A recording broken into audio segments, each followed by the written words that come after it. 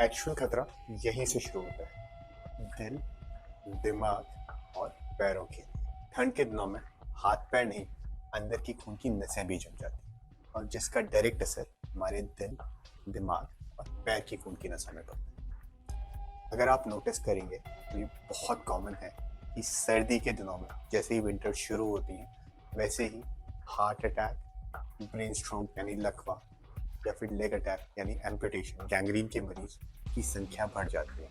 आखिर ऐसा क्यों होता है? ऐसा इसीलिए होता है क्योंकि नसों के अंदर भी प्रॉब्लम होती है, नसें सिकुड़ना शुरू कर देती है जिसकी वजह से खून की नसों की प्रॉब्लम बढ़ जाती है, स्पेशली उन लोगों में जो पहले से रिस्क में है ब्लड वेसल्स के डिजीजेस के।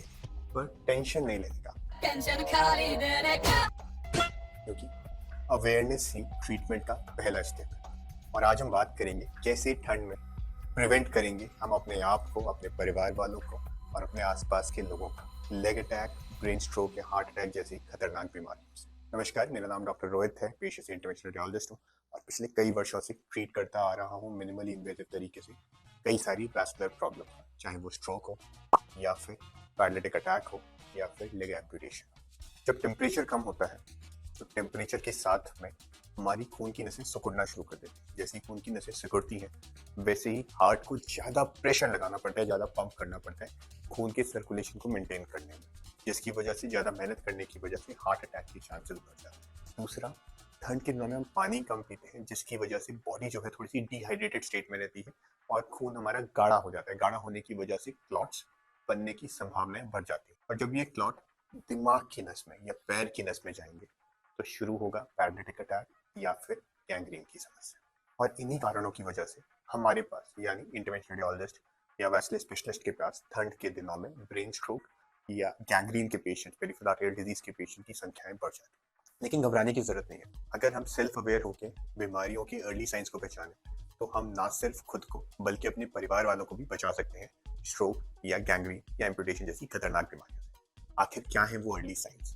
अगर हम पेरिफेरल आर्टेरियल डिजीज की बात करें, गैंग्रीन या एम्पुटेशन की बात करें, तो इसमें हमें ध्यान रखने की जरूरत है।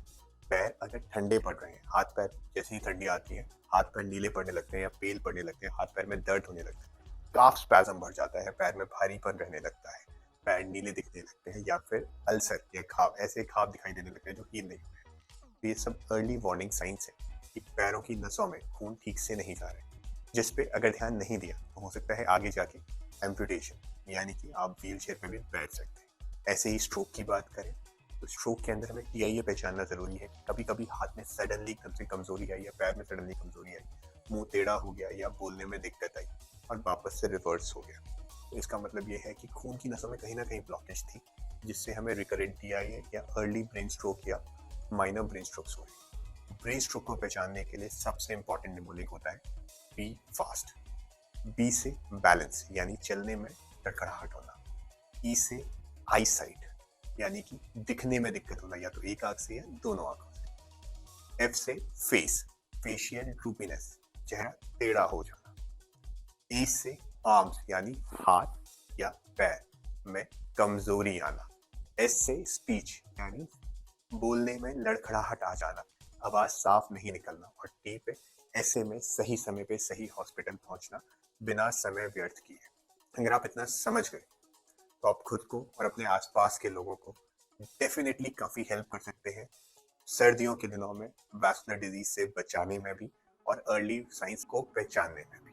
अब बात करते हैं कैसे सिंपल हैबिट्स के जरिए हम बचा सकते हैं, प्रिवेंट कर सकते हैं अपने दिल, दिमाग और पैरों को। सबसे पहला, सबसे इम्पोर्टेंट, कपड़े अच्छे से पहनने हैं, कवर्ड रखना है खुद को, गर्म रखना है खुद को। अगर हम गर्म रहेंगे, कवर्ड रहेंगे तो नसों में सिकुड़न कम पैदा होगी। दूसरा, पानी खूब पीना है, रिहाइड्रेटेड रखना है, डिहाइड्रेशन से बचना है। कोशिश करें अपने पास 1-2 लीटर की बोतल रखें और पानी की क्वांटिटी कम से कम 2 से 3 लीटर की रखें ठंड के दिन में स्पेशल। तीसरा, हेवी एक्सरसाइज से पहले, मॉर्निंग रनिंग से पहले वार्म अप करना जरूरी है। अगर आप वार्म अप करोगे तो सडन हार्ट अटैक या स्ट्रोक का खतरा काफी हद तक कम हो जाएगा। एकदम से आप निकल गए ठंड में, तेजी से भागना शुरू कर दिया, तेजी से एक्सरसाइज करना शुरू कर दिया, तो सडनली एकदम से बीपी शूट होने का खतरा रहता है जिससे हार्ट अटैक या स्ट्रोक होने की संभावनाएं बहुत तेजी से बढ़ जाती है। चौथा, स्मोकिंग, अल्कोहल, फ्राइड खाना, एक्सेसिव घी बटर से दूर रहना है जिससे हेल्थ और हार्ट और ब्लड वेसल्स सभी स्माइल करती रहे। पांचवा, सबसे इम्पोर्टेंट ये है रेगुलर चेकअप कराना। अगर आप पहले से किसी क्रोनिक डिजीज से पीड़ित हैं, जैसे कि डायबिटीज, बीपी, हार्ट डिजीज या ब्रेन के किसी डिसऑर्डर से, या पैरों में पहले से गैंग्रीन की समस्या रही है, तो ठंड के दिनों में खास तौर से रेगुलर हेल्थ चेकअप्स कराना जरूरी है। हो सकता है कि हम बीमारी को पहले ही पकड़ लें, ऐसा ना हो कि आपकी जो अंडरलाइंग बीमारी है वो और वर्सन होती जा रही है। ठंड से घबराना नहीं है, ठंड में एंजॉय करना है, लेकिन कुछ प्रिकॉशंस के साथ, जिससे हम तो खुश रहें बट साथ में हमारा पैर, दिमाग और दिल भी हमेशा हंसता रहे।